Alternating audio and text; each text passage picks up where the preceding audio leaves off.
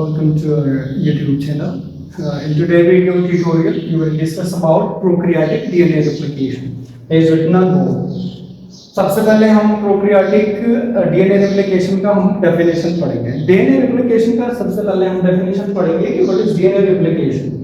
DNA replication is basically a process by which DNA molecule produce two replicas of a single DNA. Single parental DNA के कितने? To replicas, two copies उसके बना दें. तो उस process को अगर ये इनसाइड द बॉडी हो रहा है तो फिर उस प्रोसेस को हम क्या कहते हैं? डीएनए रेप्लिकेशन कहते हैं. अब सेल्स जो है which are of two kinds. कितने काइंड्स के, कितने टाइप्स के? दो टाइप्स के सेल्स हैं.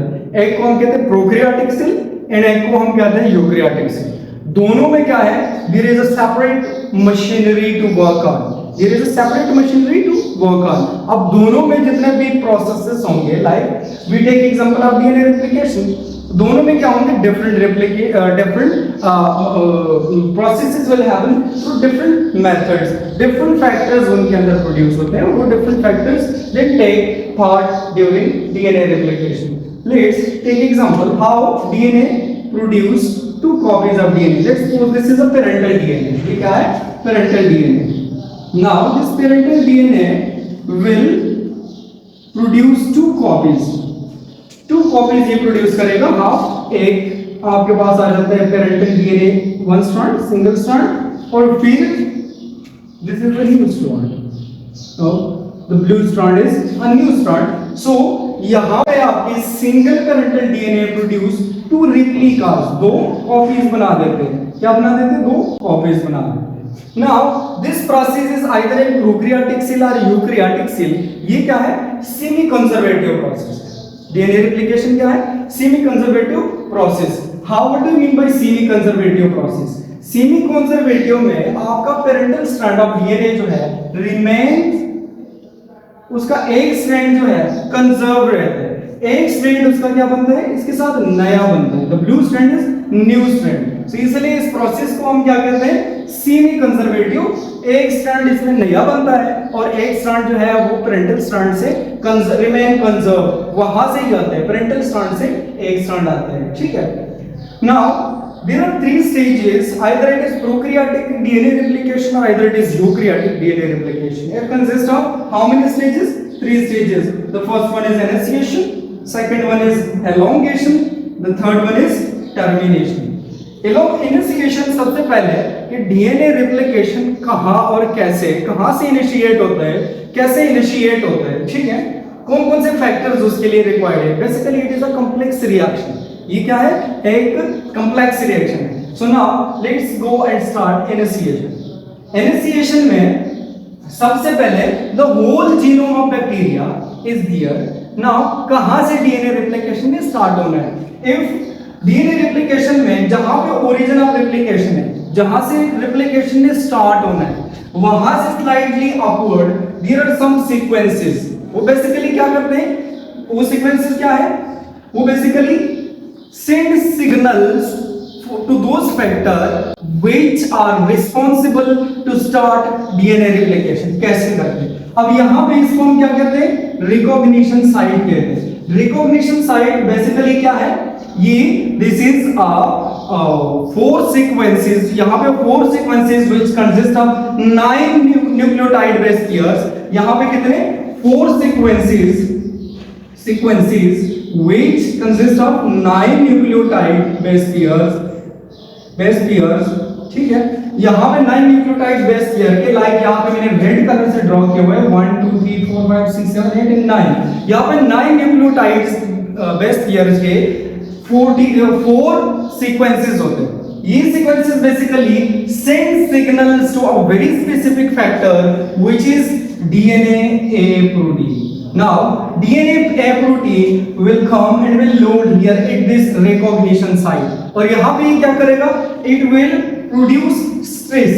ये यहाँ पे it produce stress on the DNA molecule. ये DNA molecule पे क्या करेगा? Bacterial DNA molecule पे stress produce करेगा.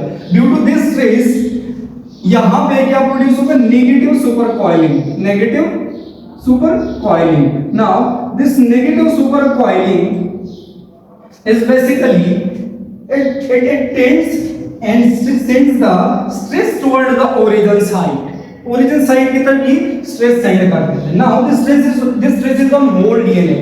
अब इस स्ट्रेस को रिलीज करने के लिए इस डीएनए ने क्या होना है, मेल्ट होना है. क्या होना है, मेल्ट डाउन होना है. What do you mean bye melt down? यहां पे इसकी जो हाइड्रोजन बॉन्ड है, इन हाइड्रोजन बॉन्ड ने क्या होना है, रिलीज होना है, टूट जाना है. अब इसके जब ये हाइड्रोजन बॉन्ड क्या हो जाए, टूट जाए, व्हाट विल हैपन, आपका डीएनए डबल स्ट्रैंड जो है एक दूसरे से रिलीज हो जाएगा. सो यहाँ पे आपका इनिशिएशन कंप्लीट होता है. लेकिन कैसे ये प्रोसेस होता है, हाउ दिस हैपेंस? सबसे पहले DNA B a protein, there is a protein which is called DNA B protein. What? DNA B protein. This DNA B protein, which is in fact a helicase enzyme, helicase enzyme, this comes and this basically opens the DNA. लेकिन अकेले DNA B protein cannot attach here. It needs a support. It need an activating factor. अब वो activating factor क्या है, आपके पास DNA C protein है. This DNA C protein basically इस DNA B protein के एक मॉलिक्यूल को कंबाइन करके एक हेक्सामेरिक मॉलिक्यूल बना देता है. क्या बना देता है, हेक्सामेरिक molecule. Now this DNA B and DNA C complex will come and it will bind here. यहाँ पे ये bind करेगा. It will bind like this here. यहाँ पे ये bind करेगा DNA B and DNA C complex. Now this DNA B and DNA C complex basically opens the DNA. ये DNA को क्या कर देता है, ओपन कर देता है. यहाँ पे DNA B and C complex जो है उसने आकर कहाँ पे अटैच होना है, origin of replication पे अटैच होना है. अब origin of replication जो है it is यहाँ पे क्या है, 3 सीक्वेंसेस होते हैं. कौन से 3 सीक्वेंसेस होते हैं, which are 13 nucleotide longs. 3 sequences जो कि क्या है, 13 न्यूक्लियोटाइड लॉन्ग्स. 13 न्यूक्लियोटाइड लॉन्ग ये सीक्वेंस होता है यहाँ पे. अब इस B and C कॉम्प्लेक्स में which is in fact a helicase enzyme, उसने आकर यहाँ पे अटैच होना है. और यहाँ पे इन सीक्वेंसेस की ये खासियत है कि यहाँ पे एडेनिन और थाइमिन एटी रिच रीजन होते हैं. ये कौन सा रीजन है, एटी रिच रीजन. ठीक है.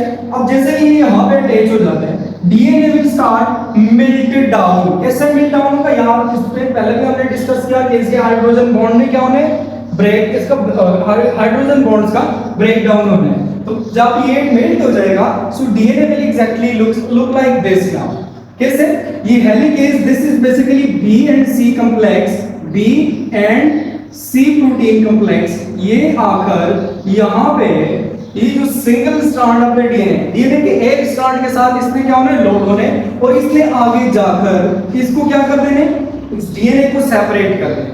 क्या कर देने, डीएनए को सेपरेट कर देने और सिंगल स्ट्रैंड में कन्वर्ट कर देने.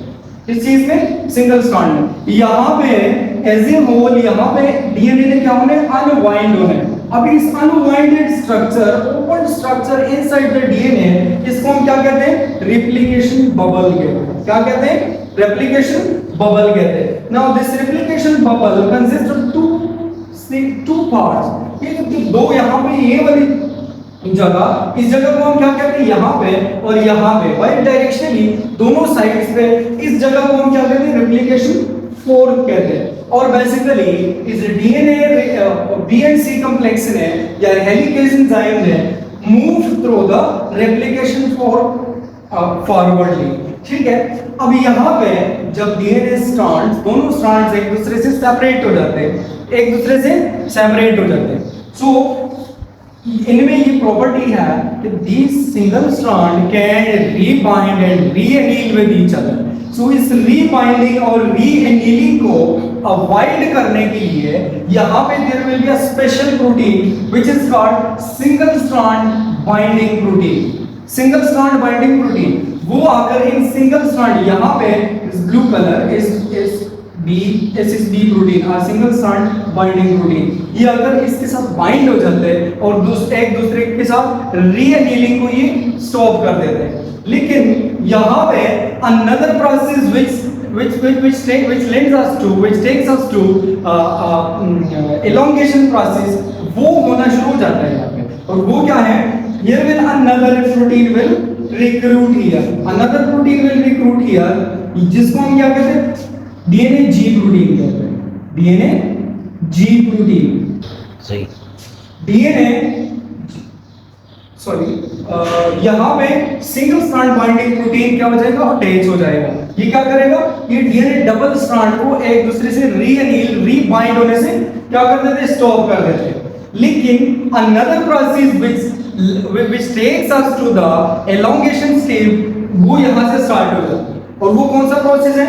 एक combination of recruitment of DNA ji protein, DNA ji protein, DNA ji protein यहाँ पे कॉम्बिनेट हो जाते हैं। Now what is the function of DNA ji protein? DNA ji protein in fact क्या है? Primase enzyme. क्या है? Primase enzyme. वो यहाँ पे किस चीज को अटैच कर देगा? प्राइमर अटैच कर देगा। क्या अटैच कर देगा?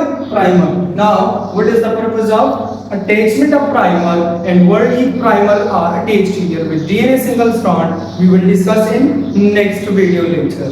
Thank you.